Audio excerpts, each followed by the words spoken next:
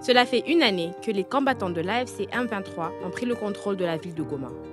Avant leur entrée dans la ville, la situation sécuritaire s'était fortement dégradée sur tous les fronts.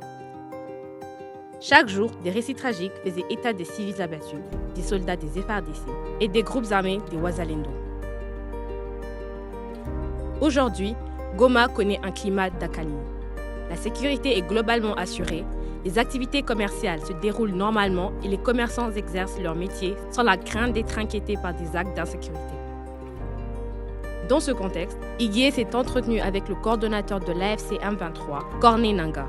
Il est revenu en détail sur la vie quotidienne à Goma et dans les autres zones sous contrôle de l'AFC M23, sur l'état d'avancement des processus de paix de Doha et de Luanda, ainsi que sur la décision récemment prise par la coalition de retirer l'ensemble de ses combattants de la ville d'Uvira, dans la province du Sud Kivu. Une année, effectivement, jour pour jour, nous sommes arrivés à Goma. Difficultés, défis, challenges, il y en a eu. Parce qu'il faut reconnaître en entrant à Goma, nous ne sommes pas entrés comme si on allait à la messe. Nous avons lutté. Difficultés, il y en a eu. Arrivé à Goma, nous avons trouvé une population meurtrie. Arrivé à Goma, nous avons trouvé que les pillards et les voyous, les clochards avaient coupé l'eau. Ils avaient coupé l'électricité. Ils ont en plus coupé, bien entendu, les banques. Et il y a eu beaucoup de choses. On a trouvé la ville dans une situation d'insalubrité très alarmante. Mais maintenant, devant toutes ces difficultés, nous sommes responsables, nous sommes assumés. Dans la responsabilité, nous avons premièrement, nous nous sommes attaqués de ce qui était constitué comme urgence. Il fallait remettre l'eau au robinet. Ça a été fait dans les 3 jours qui ont suivi notre prise de Goma. Il fallait remettre l'électricité. Ça a été fait 1 semaine après. Et progressivement, il fallait surtout assainir la ville. Nous avons fait les premiers salongos. Et samedi, nous avons instauré ce système. Ce qui fait qu'aujourd'hui, ce système, on l'a consolidé. Goma, je peux vous dire que c'est la ville la plus propre de la République démocratique du Congo. Nous avons trouvé, bien entendu, que devant cette situation chaotique, il y avait autour d'1 million, plus d'1 million de Congolais déplacés internes, qui à l'époque avaient fui les hostilités, mais que le régime de Kinshasa utilisait maintenant comme bouclier humain. De notre arrivée, bien entendu, après la sécurisation, ils ont regagné volontairement leur lieu d'origine, leur territoire de résidence. Nous avons instauré, surtout, nous avons donné priorité à la sécurité. Nos forces de défense ou de sécurité ont entamé ce qu'on appelle des ratissements. Parce que n'oubliez pas, parmi les défis, j'ai oublié, les armes, le régime de Kinshasa a distribué les armes à la population civile, qu'il qualifie des Wazalendo, les bandits des grands chemins, et qui ne savaient pas utiliser les armes. Il fallait récupérer les armes. C'est un travail qui continue, mais les résultats sont probants. Il fallait donc instaurer d'abord l'autorité de l'État. Et ces éléments, c'est à 4 niveaux. Premièrement, la sécurité. L'armée a joué son rôle pour récupérer les armes, pour sécuriser, nettoyer, arrêter les bandits et poursuivre ce travail. Aujourd'hui à Goma, vous dormez, vous n'avez plus de coups de fusil. Ce qui était avant comme les groupes de brigands comme 40 voleurs, il n'y en a plus. La population s'occupe de ces activités. Nos forces, nous avons aussi formé et mis en place la première brigade de la police. Et cette brigade devait jouer le rôle maintenant de la sécurisation des biens, mais surtout la protection des personnes et le maintien de l'ordre. À Goma, aujourd'hui, vous circulez librement avec une sorte de discipline qui n'existait pas là avant. Les tracasseries sont parties, la population vit vague à ses occupations et c'est parti. Deuxième priorité, après la sécurité, il fallait administrer l'espace. 2 gouverneurs ont été nommés et ces gouverneurs travaillent avec brio. Les maires des villes, les bourgmestres, les administrateurs des territoires ont été désignés.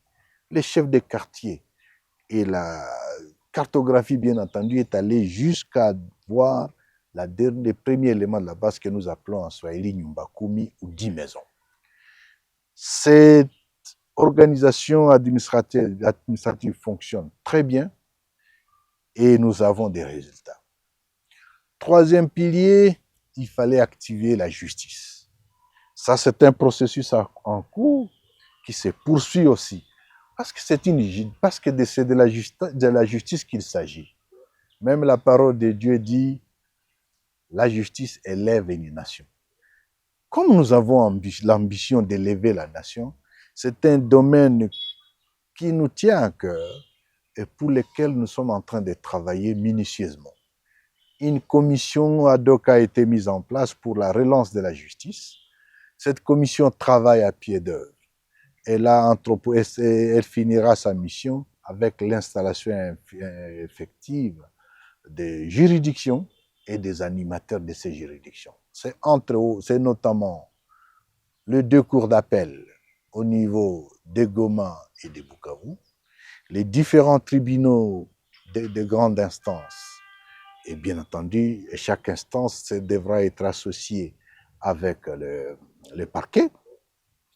Il y aura les tribunaux de paix au niveau des territoires et autres, mais surtout aussi ce qu'on appelle les tribunaux coutumiers.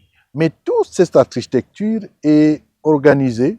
En attendant, bien entendu, on a mis en place un mécanisme d'arbitrage avec un centre d'arbitrage qui fait la transition, qui fera plus ou moins aussi la transition avec la justice transitionnelle et la justice classique. Tous ces éléments, c'est l'architecture qui est à pied d'œuvre pour arriver à cela. Ça, c'était sur les questions fondamentales d'un État. Au-delà de cela, parce que nous sommes toujours en termes de bilan, sur le plan économique, d'abord, bénéficiant de la sécurité ainsi obtenue, qui reste à consolider, avec le retour des déplacés internes dans leur milieu, la reprise économique a commencé. La production agricole a commencé. Je peux vous dire qu'en Ngungu, territoire de Massissi, il y a eu surproduction de pommes de terre. Si vous allez à la Grande Barrière comme à Bunagana et partout, vous pouvez vous positionner chaque matin et vous verrez le nombre de camions qui rentrent au Congo avec des vaches. C'est-à-dire que les vaches que les gens avaient fait fuir sont en train de retourner à Massissi, notamment. Sur le plan agricole toujours, à Nyiragongo, comme à Rutshuru, la production agricole a repris sur tous les produits vivriers. La coordination elle-même, la coordination politique de l'AFC a plus ou moins fait une plantation de 400 hectares de maïs. Et je peux vous informer que je vous invite, parce que dans les jours qui viennent, nous allons lancer officiellement la campagne de récolte. Donc, sur ces points-là, l'activité économique a repris, en faisant face, bien entendu, à l'autre guerre qui nous a été imposée, le fait de couper les banques. Tout ça, c'était pour voler l'argent, l'épargne de la population congolaise. Sur le plan social, quel que soit, bien que la guerre était ce que c'était, mais l'année scolaire, nous l'avons terminée. Un merveille pour cela. C'est-à-dire que non, bien qu'on ait trouvé l'année où nous sommes arrivés au milieu de l'année, Pour la première fois, la province a pu produire, les deux provinces ont pu produire des bulletins pour les élèves, ce qui ne se faisait plus depuis 5 ans. L'année scolaire a été clôturée et une autre année a commencé, sans grève. Les universités et les instituts supérieurs ont repris leurs activités normalement. Les hôpitaux fonctionnent et en peu de temps, rien que la province par exemple du Nord Kivu, la province a été à mesure de construire un bâtiment au niveau de l'hôpital général et l'activation bien de la morgue. Donc sur le plan social, bien entendu, il y a beaucoup de choses qui sont faites. Sur le plan des investissements, ça c'est le plus important. Les travaux de la voirie urbaine fonctionnent. Et j'ai eu un témoignage d'une maman, 75 ans, qui me dit, mon fils, depuis que les rébellions ont commencé, il parlait des rébellions. Depuis, j'ai dit, maman, c'est la révolution, ce n'est pas la révolution. Il m'a dit, depuis que les rébellions ont commencé, depuis la guerre jusqu'à aujourd'hui, on n'avait jamais vu un mouvement révolutionnaire en train de reconstruire, construire des routes. La route Goma-Walikale via Masisi est en cours de réhabilitation. Et ce sont des investissements réels. La route Rutshuru, Goma-Rutshuru, c'est toute la partie Kibumba qui était à un état de dégradation avancé, a été arrangée, surtout avec les drainages des eaux. Aujourd'hui, vous pouvez faire sur cette partie, vous pouvez plus ou moins rouler à 70-80 à l'heure par Jeep. On voit autant d'éléments qui ont été pris en charge dans cette question. Ce sont des réalisations et qui sont réelles. Bien entendu, l'activité économique reste animée et puis la consolidation de la sécurité va se poursuivre parce que c'est ce qui est le point le plus important. Mais en même temps, les échanges ont repris normalement, aussi bien avec le Rwanda qu'avec l'Ouganda à travers la frontière de Bunagana et celle d'Ishasha, les frontières de Goma, Grande Barrière, Petite Barrière et celle du Sud Kivu, les commerces se reprennent normalement et les investissements sont en train de venir. Nous devons dire que pour l'AFC M23, nous avons toujours considéré que la solution à la crise multiforme que connaît la République démocratique du Congo doit être une solution négociée, une solution politique à travers le dialogue. Donc, toute initiative permettant des discussions, de négocier, permettant de dialoguer, ont toujours été les bienvenus en ce qui nous concerne. Entre-temps, je dois vous dire, vous parlez de Luanda ou bien de Lomé, de Douala. Je dois vous dire que les discussions ont commencé à Nairobi. Et toujours à Nairobi, alors qu'on n'a pas clôturé les discussions, on a vu M. Tshisekedi apparaître à Luanda, sans en informer même les autorités kenyanes. Parce que nous sommes épris de paix. Nous l'avons suivi à Luanda. Les discussions ont commencé et nous étions sur le point d'aboutir, qui étaient sur le point d'aboutir, sans en informer les autorités angolaises. On l'a aperçu à Doha, au Qatar. Nous nous sommes rendus encore au Qatar. Et cette fois-là, je dois vous avouer que les discussions à Doha ont donné des fruits. Je ne dirais pas que c'est ça, on n'a pas encore atteint l'objectif. Mais il y a eu des pas et qui constituent aujourd'hui des acquis. Ces acquis sont notamment, en avril, on a pu signer un communiqué conjoint. Il s'en est suivi en juillet la signature d'une déclaration commune. Quelques jours après, nous avons encore signé le mécanisme de libération des prisonniers politiques, des prisonniers de l'AFC M23. Il s'en est suivi par la suite la signature du mécanisme de surveillance et de vérification des cessez-le-feu.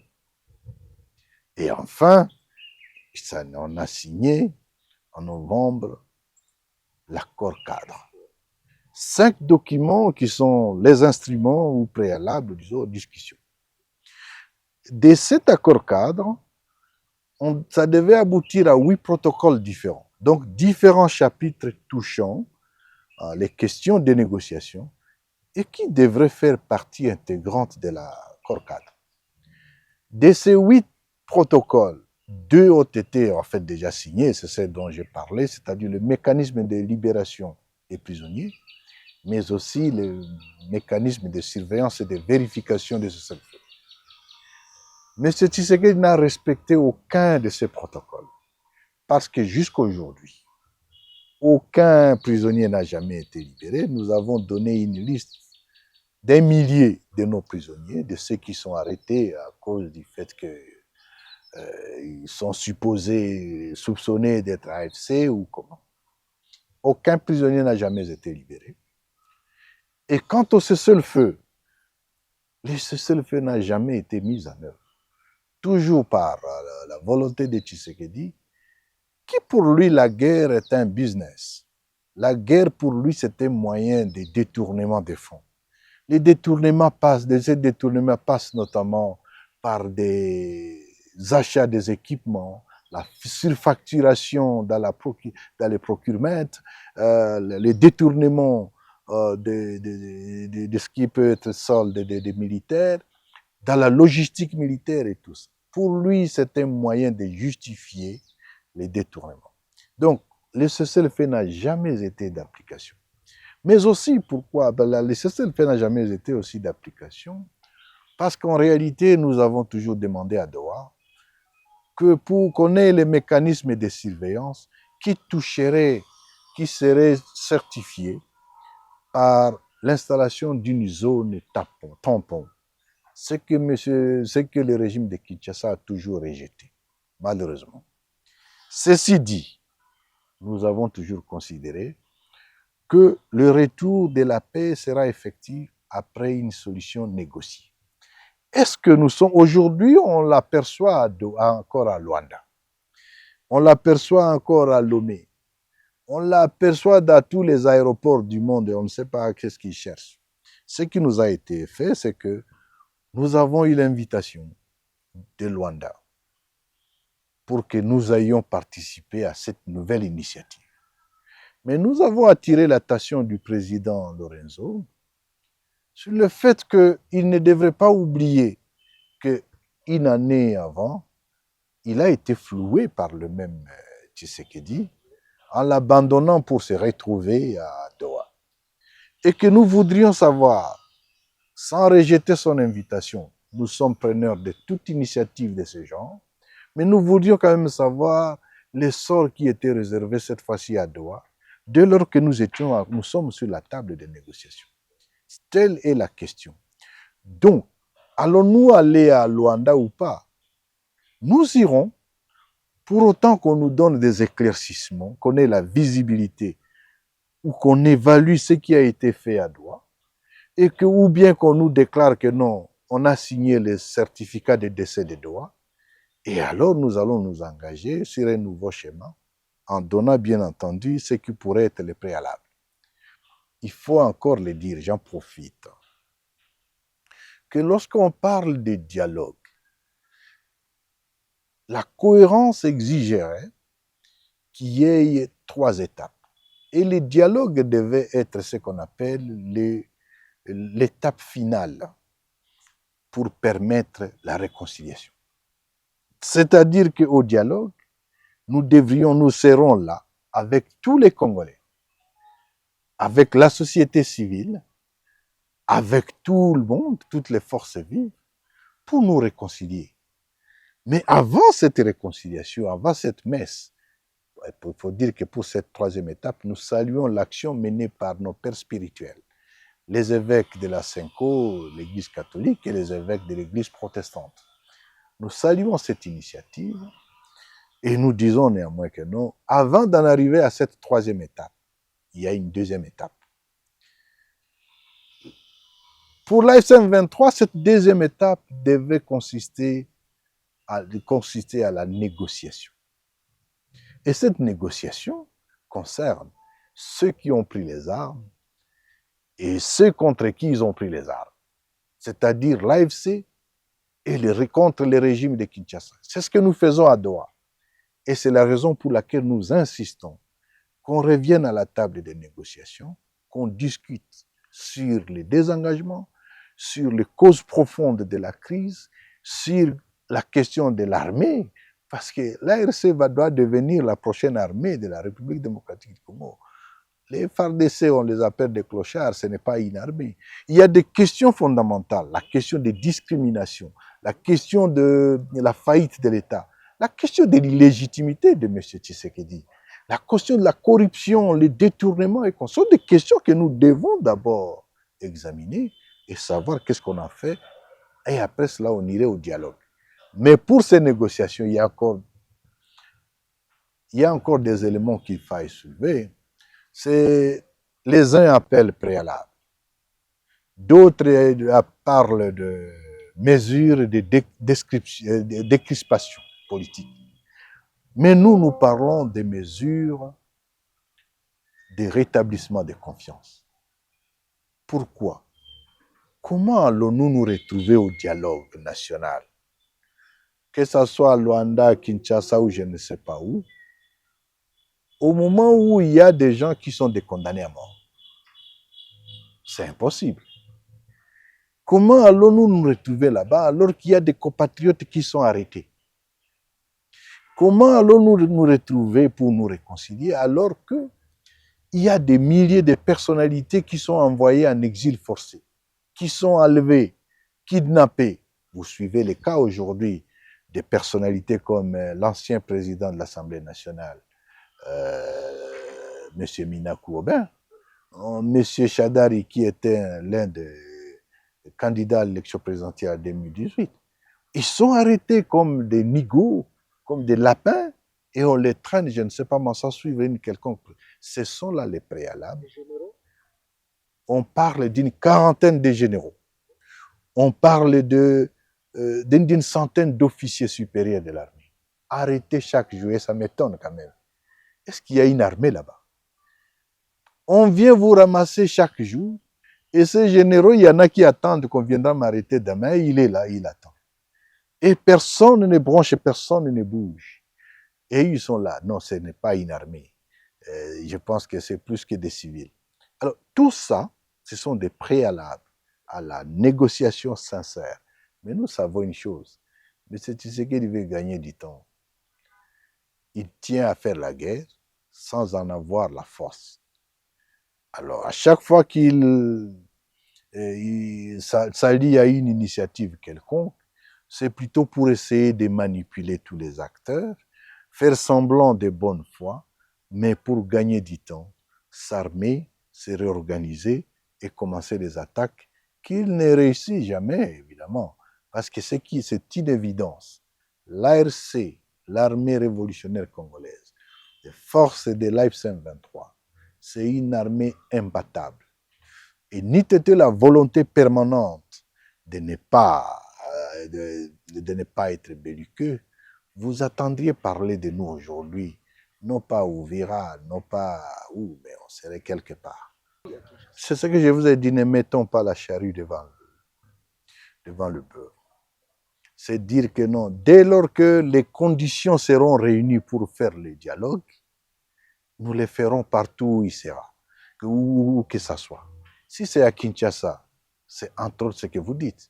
Comment allons-nous nous asseoir à Kinshasa avec celui qui nous a condamnés à mort, alors que nous sommes des condamnés à mort? Ce sont des préalables. Je parlais de mesures de rétablissement de confiance, ou bien les mesures de décrispation politique, ou bien des préalables aux négociations. C'est-à-dire les préalables, là, nous avons donné à Doha 8 points.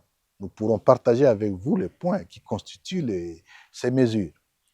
Une fois ces mesures mises en œuvre, nous devons terminer les négociations. Les négociations concernent les belligérants, ceux qui ont pris les armes avec ceux contre qui ils ont pris les armes. C'est-à-dire l'AFCM 23 avec le régime de Kinshasa. Mais il a toujours dit qu'il ne va jamais s'asseoir avec nous. Et c'est un préalable. Et ce n'est qu'après avoir nettoyé ces étapes, nous passerons maintenant alors au dialogue. Et avec toutes ces garanties, nous irons au dialogue où que ce soit. Si les conditions le permettent qu'on arrive à Kinshasa, tant mieux. Mais pourquoi on ne viendrait pas faire ces négociations à Goma? Non, la question, je dirais, elle est peut-être mal posée. Je dirais que non, nous avons quitté Uvira de bonne foi, à la demande surtout de la communauté internationale, mieux, des États-Unis d'Amérique. Nous avons quitté de bonne foi pour donner la chance au dialogue, aux négociations, et pour donner la chance à trouver une solution pacifique et politique à la crise actuelle. Ce n'est pas pour la première fois que nous l'avons fait. À Bunagana, nous nous sommes retirés aussi.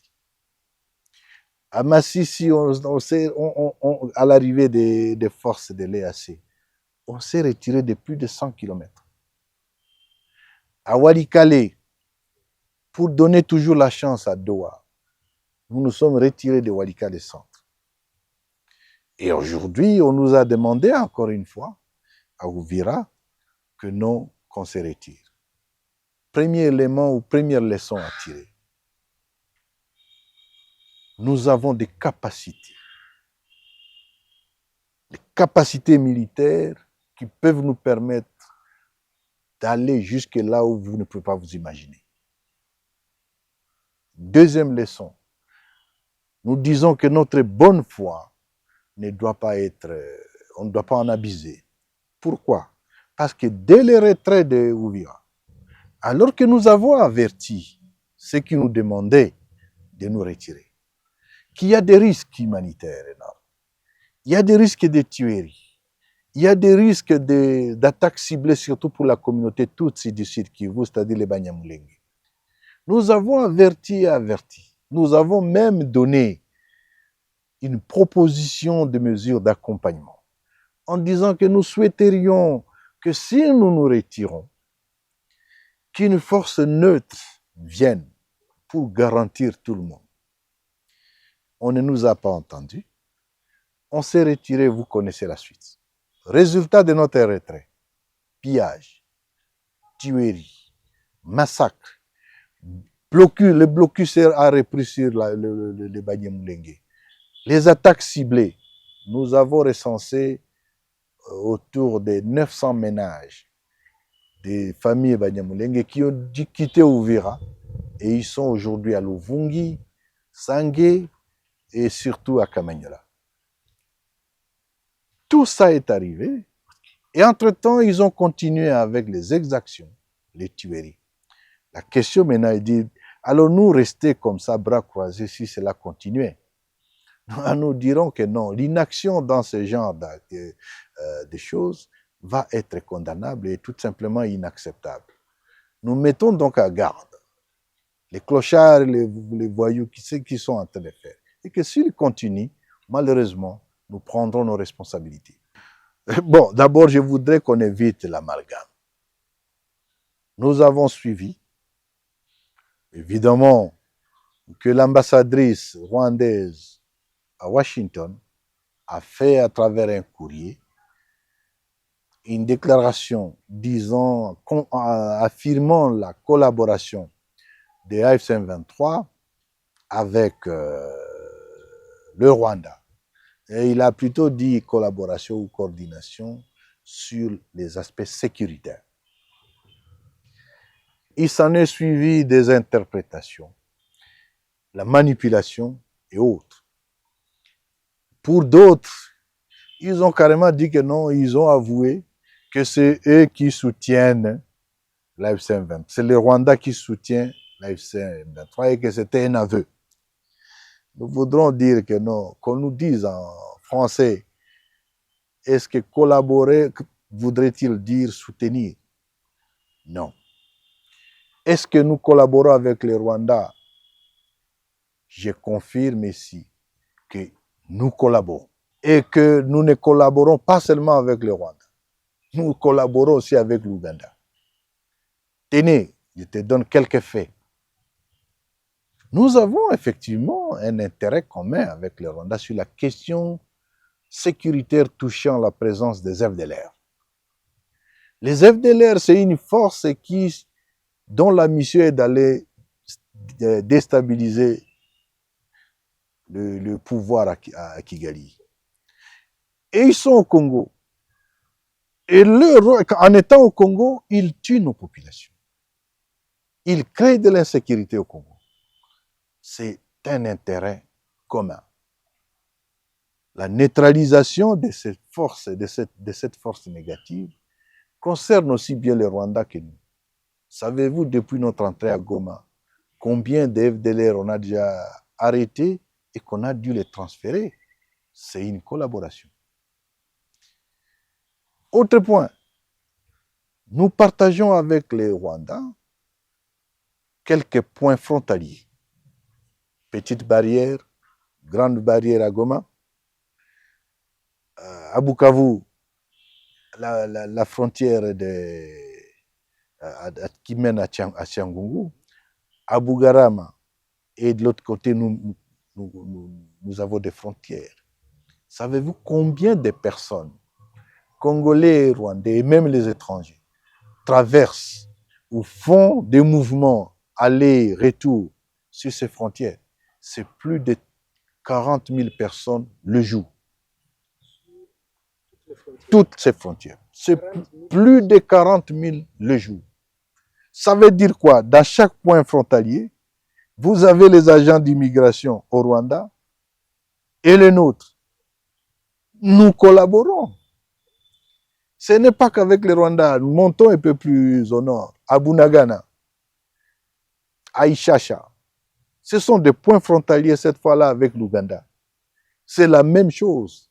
Nous collaborons avec eux pour arriver à Goma. Toute personne, journaliste, businessman ou qui, pour arriver à Goma, vous devez passer soit par Kigali, soit par Kampala. Doit-on dire que ce n'est pas la collaboration? C'en est une. Je confirme qu'il y a la collaboration. Et c'est pour autant dire que non, parce qu'on collabore sur ces questions, c'est le Rwanda qui est notre soutien. Non. Collaborer ne veut pas dire soutien. Collaborer, nous collaborons justement parce que pour la vie de la population, il y a cette collaboration frontalière qui doit être là. Non seulement avec les Rwandais, mais aussi avec l'Ouganda. Mais pourquoi on ne dit pas que l'Ouganda nous soutient? Parce que nous avons aussi la collaboration avec eux. Pas grand-chose, sinon libérer les Congo. 2026, nous avons dit c'est l'année de la victoire. Nous allons nous voir à Noël prochain, nous allons avoir l'interview et vous verrez où nous serons en ce moment-là.